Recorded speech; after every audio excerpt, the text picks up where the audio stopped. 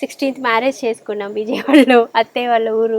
Okay. 16th marriage చేసేసుకొని నేను 17th afternoon నుంచి షూట్కి వచ్చేసాను. ఆయన 17th మార్నింగ్ నుంచి షూట్కి. మార్నింగ్ పెళ్ళైంది, నైట్ జర్నీ ఇంటికి వచ్చేసాం. మార్నింగ్ మళ్ళీ అలా ఎలా పంపించారండి మిమ్మల్ని? అలా అప్పుడు నేను చాలా అదే సీరియల్ చేస్తున్నా అండి, పేరు గుర్తులే కానీ అది అప్పుడు టెలికాస్ట్కి లేదు, నా ట్రాకే ఉంది, చాలా టైట్ ఉన్నాం. సో అప్పటికి ఇంకా కొంచెం పెళ్లి ముందో వెనకో పెట్టుకోవచ్చు కదా. కుదరలేదు, అప్పుడు అలా అయిపోయింది. అసలు దారుణం ఇది.